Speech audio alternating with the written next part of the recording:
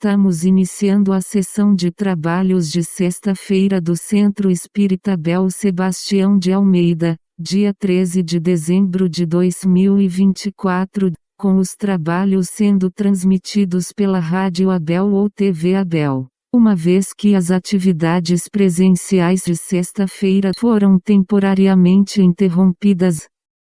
Olá, ouvintes da Rádio Abel, espectadores da TV Abel. Como sempre fazemos, vamos ler uma página de preparo que irá nos harmonizar com os estudos de hoje. A página que leremos do livro Ramos da Videira, pelo Espírito Irmão José, na psicografia de Carlos Batelli, é denominada Tenhamos Fé. E traz a seguinte passagem do Antigo Testamento. Porque se alguém julga ser alguma coisa, não sendo nada, a si mesmo engana. Em Gálatas, capítulo 6, versículo 3. Melhor que tenhas plena consciência de tuas fragilidades do que te supores tão forte quanto não és. Jamais te enganes no juízo que formares a teu respeito. Por mais evidente o progresso que hajas efetuado no mundo de ti mesmo, reconhece quão distante ainda te encontras da condição ideal. Não exaltes os teus próprios méritos, mas também não os menoscabes excessivamente. O que dizes ser não altera a essência.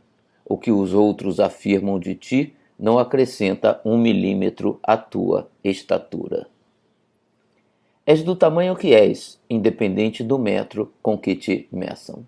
Sem dúvida, a autoconfiança é a base do êxito para qualquer empreendimento a que o homem se lance.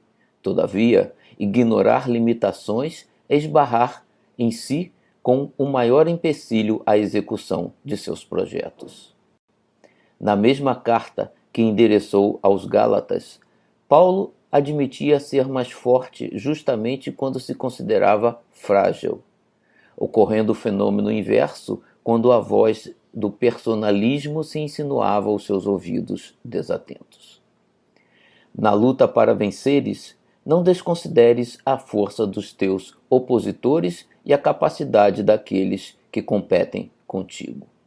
O atleta que ignora o obstáculo a ser superado termina por frustrar-se na tentativa. A vaidade debilita o espírito.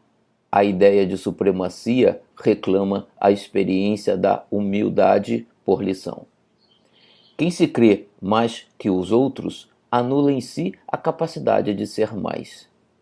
A não violência de Gandhi tornou a Índia independente de secular jugo opressor. A simplicidade de Francisco de Assis, trabalhando nas ruínas do Templo de São Damião, fortaleceu os pilares da igreja que se encontravam abalados pela suntuosidade da cúpula romana. Os que tripudiavam sobre o Cristo crucificado exaltavam-lhe a grandeza, ignorando que não passavam de meros instrumentos de sua divina vitória. Uma boa noite e um bom estudo a todos, meus irmãos. Olá, irmãos frequentadores da Casa de Abel Sebastião de Almeida e todos aqueles que nos acompanham através da rádio e da TV Abel, através da internet. Dando continuidade ao estudo do Livro dos Espíritos, hoje nós iremos examinar as questões 918 a 919. Elas estão na parte terceira das Leis Morais, no capítulo 12 da Perfeição Moral, e o item é Caracteres do Homem de Bem. Então vamos à primeira questão, a 918. Por que indícios se pode reconhecer em um homem o progresso real que lhe elevará o espírito na hierarquia espírita? Como é que a gente pode reconhecer no homem realmente o seu progresso real, né, que irá elevá-lo dentro da hierarquia dos espíritos, né? Se é um espírito ignorante, atrasado, se é um espírito puro. E nos responderam os espíritos. O espírito prova a sua elevação quando todos os atos de sua vida corporal representam a prática da lei de Deus e quando antecipadamente compreende a vida espiritual. Então, seria praticar, né, a lei de Deus e compreender a vida espiritual. É necessário que nós entendamos quem nós somos, né, o que vem a ser a vida espiritual, para que possamos praticar melhor, né, a lei de Deus. É interessante nós fazermos uma leitura do Evangelho segundo o Espiritismo, lá no capítulo 17, Sede Perfeitos. Aí, lá nesse capítulo nós temos como que um desdobramento dessas questões que nós vamos analisar hoje, com mais detalhes. Bom, e comentou em cima dessa resposta dos espíritos o Kardec, e ele nos diz o seguinte: verdadeiramente, homem de bem é o que pratica a lei de justiça, amor e caridade, na sua maior pureza.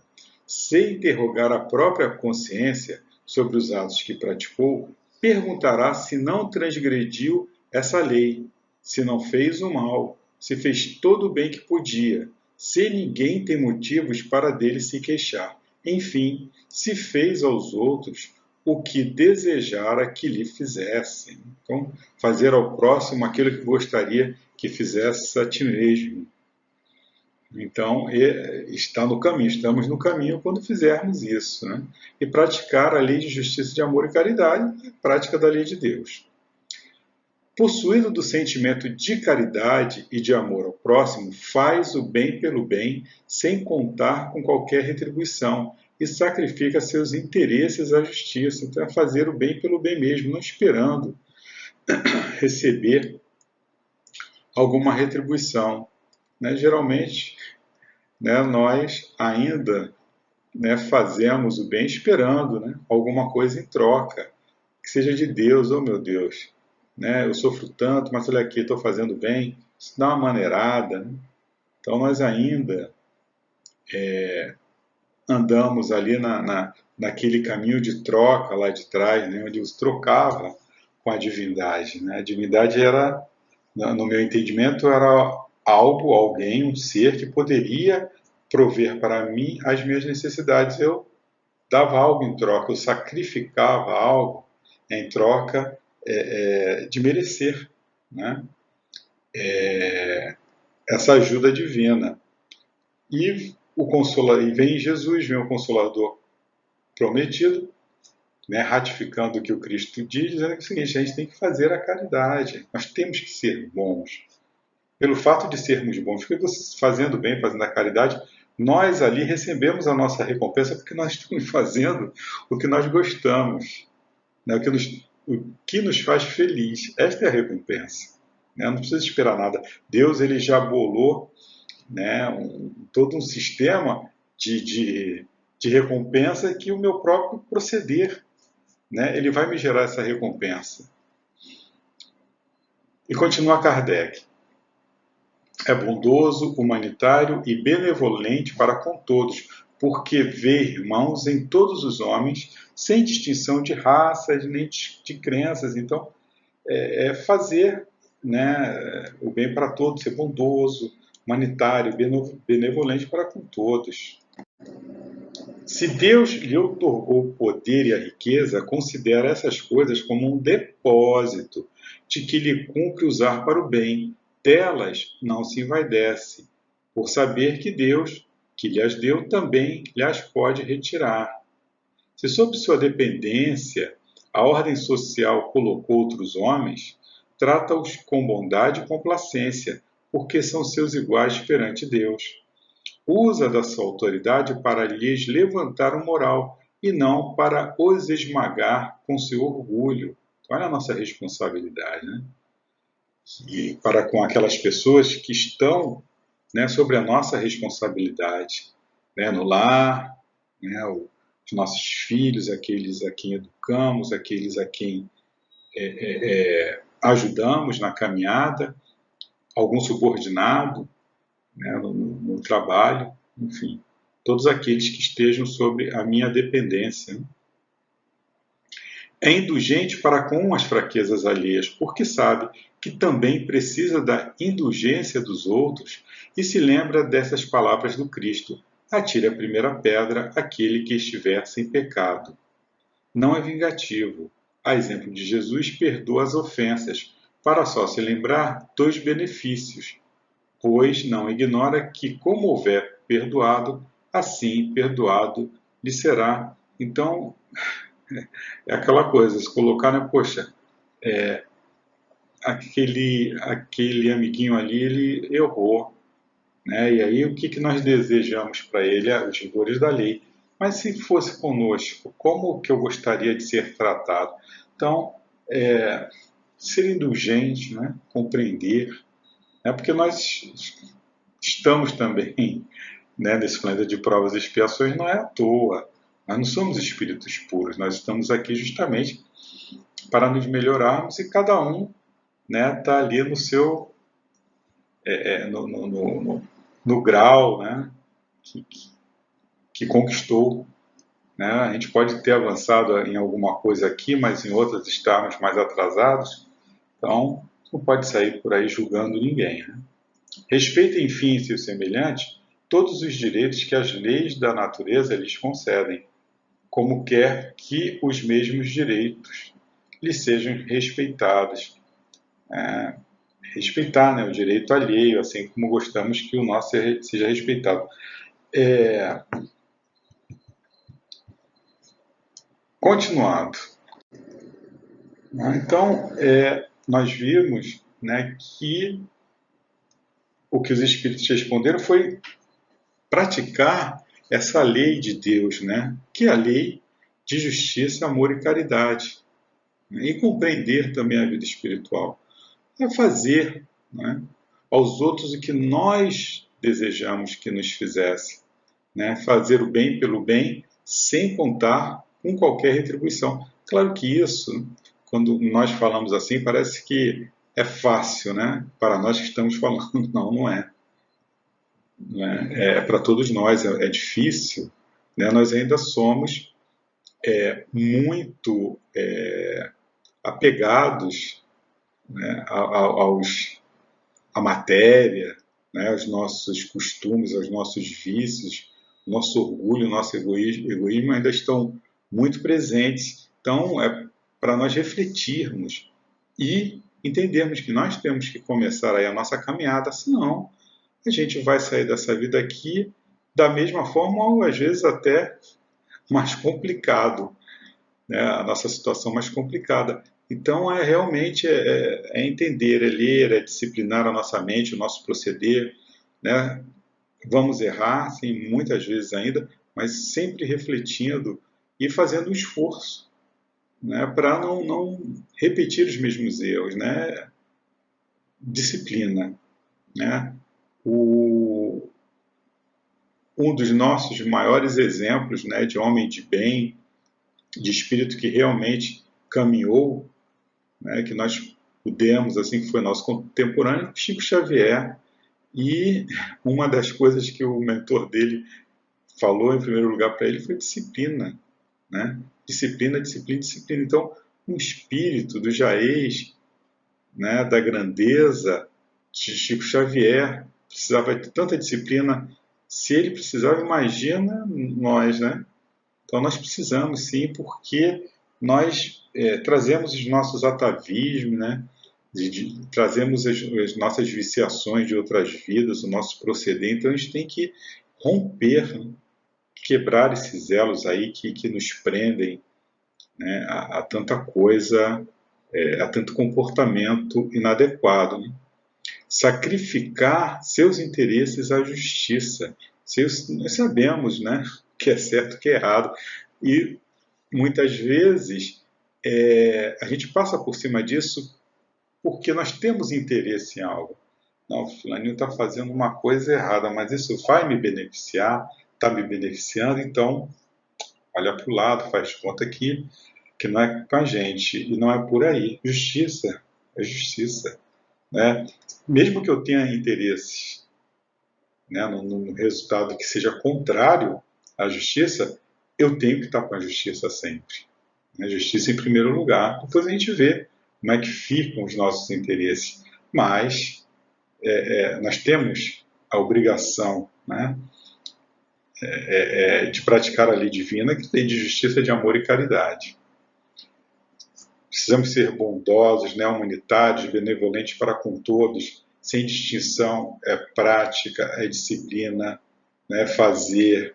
Se eu ficar sempre na defensiva e não sair, não treinar, nós temos que treinar, né, esse comportamento. A gente não vai caminhar, não se vai descer, né, com poder, com riqueza, porque qualquer hora, né, Deus pode tirar isso da gente, né, de várias maneiras, né, inclusive com a nossa desencarnação, que a gente não sabe, né, o nosso momento de partir.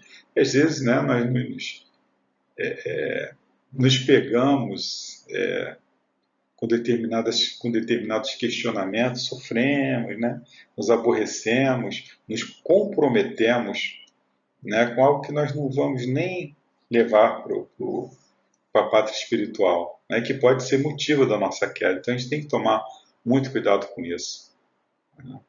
Trata os que dependem dele com bondade e complacência, usar da autoridade para lhes levantar o moral e não para os esmagar com seu orgulho. A responsabilidade de você ter subordinados é altíssima, né? Nós podemos, quando temos subordinados, quando somos responsáveis, né, socialmente, economicamente por alguém, é um compromisso muito sério, né? Muito sério. São filhos de Deus que estão na nossa dependência para que nós possamos ajudá-los. Então a gente tem que ter bondade, complacência, né? E saber como usar muito bem essa autoridade, usar a autoridade sem ferir, essa autoridade para levantar, para ajudar, né? Para levá-la para cima. É indulgente para com as fraquezas alheias. Nós temos que ser indulgentes com as fraquezas alheias, porque nós também temos as nossas fraquezas e queremos a indulgência para conosco também. Então, olhar, né, para o irmão e falar assim, cara, ele é um espírito, né, imortal criado por Deus também, que está no seu caminho, né? Vai acertar, vai chegar lá, assim como eu. Quem sabe se eu não fiz coisa muito pior do que ele, né, em outras encarnações, e tive ajuda, tive a complacência, alguém foi indulgente para comigo, né, para que eu pudesse continuar a minha jornada, né? Não é vingativo, é vingança. A vingança não, ela só nos compromete, né, porque geralmente o nosso julgamento ele vai ser sempre baseado numa fotografia ali da hora. Eu não consigo nunca ver o todo, né? Por que eu estou passando por determinada situação? Por que fizeram aquilo comigo? Né? Por que eu vou me vingar? Será que aquilo que está acontecendo comigo já não é consequência, né, de atos que eu pratiquei? Né? E aquilo me encontrou, aquela situação veio a me encontrar, né, para que eu sentisse, né, na pele o que eu fiz as outras pessoas sofrerem, sentirem. Então, tomar muito cuidado, né, com vingança. Vingança de maneira alguma. É claro que nós somos seres humanos e nós estamos sujeitos, né, a esses sentimentos ainda, e depende do que tenham feito para mim, né? Então, por mais que tenham feito, né, a gente tem que entender que nós estamos num planeta de provas e expiações, né? E mais ainda, que Deus está, né, por trás de tudo isso. Então, se as coisas aconteceram, é porque tiveram que acontecer. Uma prova, uma expiação, né? uma oportunidade, né, de porque eu vou ser perdoado com a mesma medida, né, que eu perdoar. Então, às vezes, o mal que nos fazem é uma oportunidade que a misericórdia divina nos dá para nós recebermos o nosso perdão que nós precisamos, né? Pode ser um teste. Então, a gente tem que pensar e disciplinar a nossa mente quanto a isso, não é? Vingança, jamais. Claro que nós podemos, um indivíduo fez um mal muito grande para a gente e né, ele tem que pagar. Se foi mal, ele tem que pagar. Não é da lei que se pague, mas que a lei seja aplicada, não é? Que esse indivíduo ele tenha todas as condições de pagar, não é? Pela coisa errada que fez. Nós não temos o direito de tirar o direito de alguém de se arrepender, de pagar, né, os seus débitos. Respeita todos os direitos dos semelhantes, como quer que os mesmos direitos sejam respeitados. Compreende a vida espiritual. Nós somos espíritos imortais criados por Deus. Nós estamos estagiando nesse planeta que é a nossa escola, né? O nosso corpo ele é somente o nosso uniforme. Acabou aqui, esse uniforme fica, né? E nós reencarnamos tantas vezes quanto forem necessárias para aprendermos, né, tudo que esse planeta pode nos oferecer. Né? Então, precisamos compreender isso, que nós somos seres espirituais em primeiro lugar. Colocar sempre isso, disciplinar a nossa mente para isso, porque a gente ainda vive, né? Quantas encarnações nós temos nesse planeta ainda com as concepções antigas, né? com os atavismos, com aqueles costumes tão materiais ainda. Né? Então, nós estamos tendo consciência disso é recente. O Consolador Prometido é recente. A consciência, né, do plano do mundo espiritual, Jesus que nos trouxe, então, é recente ainda para a nossa mente, né, para o nosso comportamento. Então a gente tem que se disciplinar quanto a isso. Né? Nós entendemos o mundo espiritual, mas a gente está muito ligado ainda com a coisa da recompensa. Né? Nós precisamos entender que a recompensa é justamente a felicidade que fazer a coisa certa me traz. Essa é a recompensa do justo. Essa é a recompensa do justo, é a verdadeira felicidade, que é toda pautada no quê? No comportamento daquela pessoa. Não precisa de recompensa, né? Tronos dourados, até porque não existe isso. Né? Então, é disciplina. Todos nós precisamos disso, né? E temos que reconhecer, né, que nós somos seres ainda ignorantes, carregando uma série de defeitos, de vícios. Né? Nós não temos condições de ficar julgando ninguém, de nos acharmos melhor do que ninguém. A gente tem que fazer a nossa parte. E cada vez mais me acostumar com isso, com a ideia de que o que vai me tornar feliz é justamente eu cumprir com a lei de justiça, de amor e caridade. Isso que vai me trazer a verdadeira felicidade. Não será o carro novo, não será o imóvel próprio, as roupas de grife, né? Nem mesmo um relacionamento amoroso. O que vai me tornar feliz é cumprir a lei de justiça, amor e caridade. Bom, então vamos a outra questão, que é 919. Qual o meio prático mais eficaz que o homem tem de se melhorar nesta vida e de resistir à atração do mal? Qual o meio mais eficiente para eu resistir à atração do mal? Um sábio da antiguidade vô-lo disse: conhece-te a ti mesmo. Sócrates, né, que disse isso. E o desdobramento dessa questão, né, o item A. Conhecemos toda a sabedoria desta máxima, porém a dificuldade está precisamente em cada um conhecer-se a si mesmo. Qual o meio de consegui-lo? Como é que eu consigo conhecer a mim mesmo? Bom, e aí o Santo Agostinho dá esse depoimento magnífico. Tem que prestar muita atenção nisso. Fazei o que eu fazia quando vivia na terra. Ao fim do dia, interrogava a minha consciência.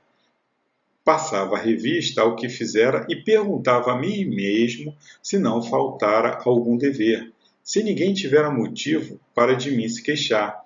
Foi assim que cheguei a me conhecer e a ver o que em mim precisava de reforma.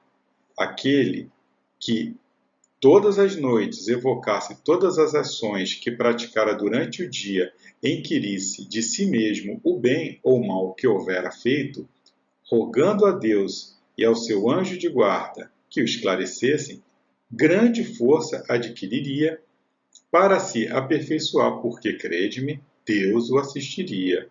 Dirigi, pois, a vós mesmos perguntas, interrogai-vos sobre o que tendes feito e com que objetivo procedestes em tal ou tal circunstância, sobre se fizestes alguma coisa que, feita por outrem, censurarias, sobre se obrastes alguma ação que não ousarias confessar. Então, olha as dicas aí de Santo Agostinho, o que ele fazia todas as noites. Parava, interrogava a sua consciência, fazia uma autoanálise, como é que foi o meu dia, como é que eu me comportei, será que se fosse outra pessoa que tivesse feito o que eu fiz, eu aprovaria? Será que eu cometi alguma coisa que eu teria vergonha de confessar que eu pratiquei? Então, ele fazia isso. Continua. Perguntar ainda mais. Se aprovesse a Deus chamar-me neste momento, teria que temer o olhar de alguém ao entrar de novo no mundo dos espíritos, onde nada pode ser ocultado? Porque você vai para a pátria espiritual, você não consegue esconder nada de ninguém, A tua vida é um livro aberto, Tá tudo ali, os espíritos conseguem ver, tudo que você fez, E como é que nós estaríamos, se Deus nos chamasse agora, meu Deus do céu? Tudo que eu fiz, tudo que eu penso, está tudo ali registrado. Examinai o que pudestes ter obrado contra Deus, depois contra o vosso próximo e finalmente contra vós mesmos. As respostas vos darão ou descanso para a vossa consciência, ou a indicação de um mal que precise ser curado. O conhecimento de si mesmo é, portanto, a chave do progresso individual. Para você se conhecer, você tem que se olhar para dentro, fazer uma análise de você mesmo. Mas direis, como há de alguém julgar-se a si mesmo? Não está aí a ilusão do amor próprio para atenuar as faltas e torná-las desculpáveis? Porque realmente eu estou me julgando, eu sempre vou, eu sou o meu juiz, mas eu sou o meu advogado, de acusação e de defesa. Será que o meu amor próprio não, eu fiz isso porque realmente fulaninho lá, era boa bisca também, estava merecendo, bem feito para ele. Então, corre esse risco. E aí? O avarento se considera apenas econômico e previdente. O orgulhoso julga que em si mesmo só há dignidade. Isso é muito real, mas tendes um meio de verificação que não pode iludir-vos. Olha o meio de não se iludir. Quando estiverdes indeciso sobre o valor de uma de vossas ações, inquiri como a qualificaríeis se praticada por outra pessoa. E se fosse o meu vizinho, que tivesse feito isso? Se fosse aquele cara lá do emprego que não vai com a minha cara, que eu não vou com a cara dele, se fosse ele que tivesse feito? Porque quando somos nós, a gente... Tonique é gente boa, ele é bonzinho, e nós nos desculpamos sempre. Se a censurais noutrem, não na poderia ter por legítima, quando fordes o seu autor, pois que Deus não usa de duas medidas na aplicação de sua justiça. Se eu censuro em outra pessoa, eu vou ter que censurar em mim também. Se está errada, se o outro fez a mesma coisa que eu fiz, Por que eu tenho perdão e o outro não? Né? E continua. Procurai também saber o que dela pensam os vossos semelhantes, e não desprezeis a opinião dos vossos inimigos. Olha também, ele também, né, junto com isso, se persistia, procurava, né, a opinião. Nós precisamos, né, dividir os acontecimentos com as pessoas, porque senão a gente se fecha, né? A gente corre um sério risco de estarmos nos autofascinando, né? Não, bom, Tunico é um ser de grandeza, assim, né? Porque eu me julgo, eu estou sempre fazendo a coisa certa, sou bonzinho, eu tenho sempre uma desculpa, então eu sou maravilhoso, né? E então as entidades espirituais me secundam, as boas entidades, né, os espíritos perfeitos estão sempre comigo. Então, tem que tomar muito cuidado com isso. Então, escutar a opinião, né, de terceiros é muito importante. E uma coisa que ele fala aqui é dos inimigos. Olha que interessante, né? Não desprezeis a opinião dos vossos inimigos, porquanto esses nenhum interesse têm em mascarar a verdade. E Deus muitas vezes os coloca ao vosso lado como um espelho, a fim de que sejais advertido com mais franqueza do que o faria um amigo. O amigo vai sempre desculpar, né? Agora, um inimigo não. Ele vai falar, ele vai tocar na ferida. Perscrute, conseguintemente, a sua consciência, aquele que se sinta possuído do desejo sério de melhorar-se, a fim de extirpar de si os maus pendores, como do seu jardim arranca as ervas daninhas. Dê balanço no seu dia moral para, a exemplo do comerciante, avaliar suas perdas e seus lucros. E eu vos asseguro que a conta deste será mais avultada que a daquelas. Se puder dizer que foi bom o seu dia, poderá dormir em paz e aguardar sem receio despertar na outra vida. Como é bom dormirmos, botar a nossa cabecinha no travesseiro com a nossa consciência tranquila. Senhor, muito obrigado porque não permitiste que eu errasse. Né? Agradecer, ser grato, né? E realmente deitar a cabeça no travesseiro sem culpa, sem você estar com a consciência pesada, é já nessa encarnação uma grande recompensa. Mas claro, né, nós temos que fazer um exame bem detalhado do nosso proceder, porque a gente pode estar se enganando, né? E tá, não, minha consciência está tranquila, eu sou, né, um crápula. Então, esse julgamento, esse mergulho para dentro de si mesmo tem que ser um mergulho sério. Né? Formulai, pois, de vós para convosco questões nítidas e precisas, e não temais multiplicá-las. Justo é que se gaste alguns minutos para conquistar uma felicidade eterna. Não trabalhais todos os dias com o fito de juntar haveres que vos garantam repouso na velhice? Não constitui esse repouso objeto de todos os vossos desejos, o fim que vos faz suportar fadigas e privações temporárias? Pois bem, que esse descanso de alguns dias, turbado sempre pelas enfermidades do corpo, em comparação com o que espera o homem de bem, não valerá este outro a pena de alguns esforços? Sei haver muitos que dizem ser positivo o presente incerto futuro. Então, o Santo Agostinho está chamando a gente aqui para quê? Para um exercício, uma disciplina, fazermos isso todos os dias, como quem não trabalha todos os dias, junta não as suas economias a fim de, né, garantir um repouso na velhice. Nós temos que fazer isso, é a nossa economia diária. Né? Eu estou fazendo a minha poupança lá em cima, e quando eu desencarnar, eu chego lá, sem dar pelo menos trabalho, né, aos espíritos que irão nos receber. Então, eu tenho que pensar nisso, né, no meu lugarzinho, na minha aposentadoria, né, no meu fundo de pensão, é lá em cima.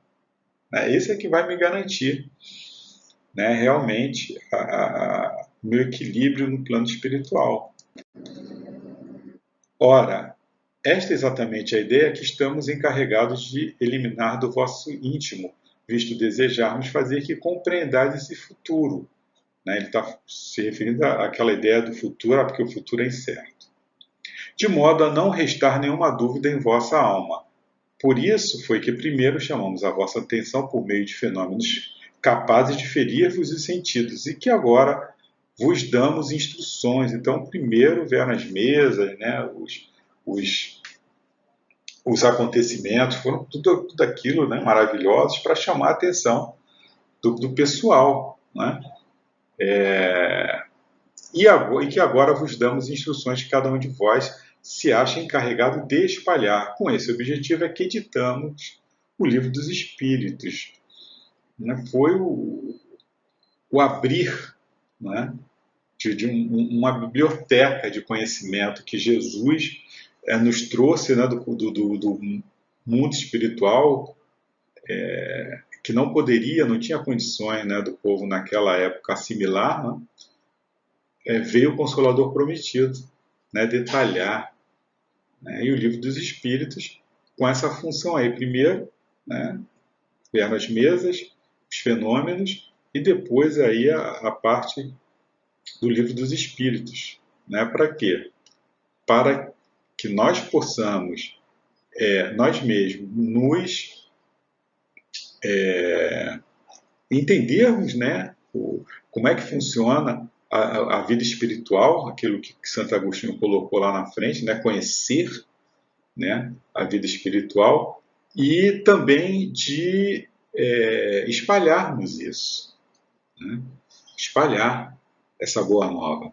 Muitas faltas que cometemos nos passam despercebidas. Se efetivamente, seguindo o conselho de Santo Agostinho, interrogássemos mais a miúde a nossa consciência, aqui já é o comentário de Kardec, a nota de Kardec.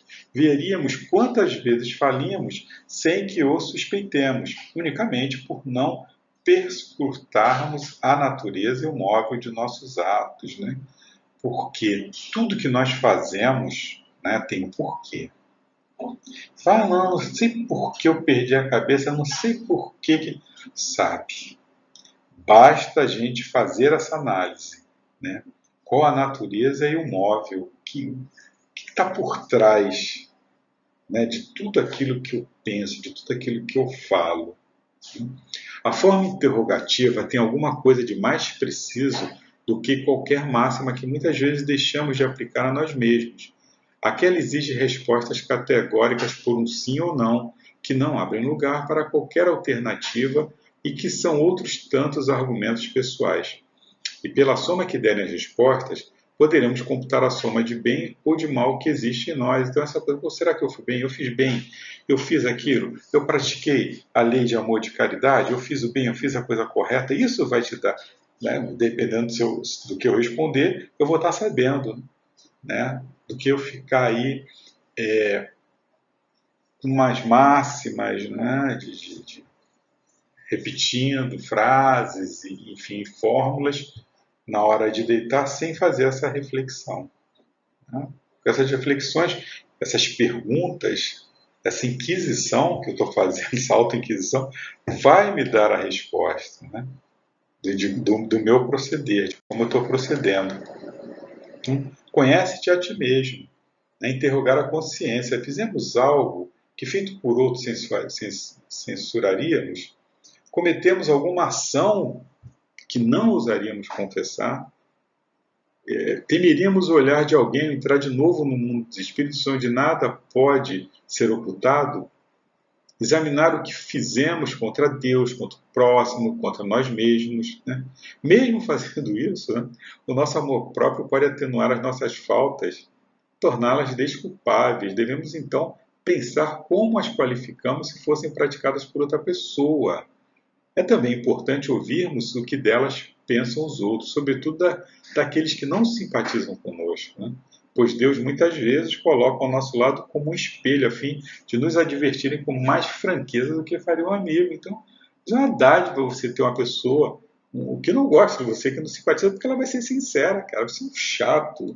E você fala muita besteira, porque senão o amigo não teria coragem de falar isso. né? A ficha não cairia, eu não pararia e falaria, será?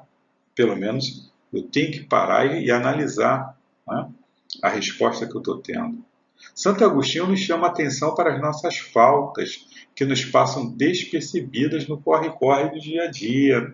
Está ali na luta, na labuta, e às vezes a gente vai dormir, se joga na cama, como é o Pai Nosso, que do seu Pai Nosso, que proteja todo mundo, assim seja. Nem rezar direito a gente reza, né? Tão cansado às vezes, tão exausto daquela coisa, mas a gente tem que se disciplinar, porque se fosse um jogo que nos interessasse, uma novela, um show, estaríamos ali acordadões para ver. Então, o que é importante para nós, né? Por que faço isso? Porque sou assim. A gente tem que fazer sempre, né? Tem que estar pesquisando a natureza, né, e o móvel dos nossos atos. Por que tanta irritação? Por que tanta pressa? Esse descaso, né, com o sofrimento alheio? Será que eu me preocupo realmente com o próximo? As minhas necessidades materiais, elas estão sempre na frente das necessidades espirituais, elas são a minha prioridade? A proposta de Santo Agostinho, ela é como uma saída, né, de si mesmo. Nós saímos de nós, né, e você olha de fora, de mais alto, você faz uma análise, tenta ser o mais neutro possível, né? Você está se olhando como você está olhando uma outra pessoa, como se fosse, né, um desdobramento, né, do ser, do espírito, né, que sai, que deixa o corpo ali livre das distrações, né, viciosas da matéria. E aí nós podemos com mais facilidade realmente rasgar esse véu do orgulho, do egoísmo que nós temos, para enxergar como realmente somos. Isso só vai acontecer se nós nos movimentarmos, se nós nos disciplinarmos e decidirmos, né, fazer. Difícil, né? Não é fácil para todos nós, né? Espíritos ainda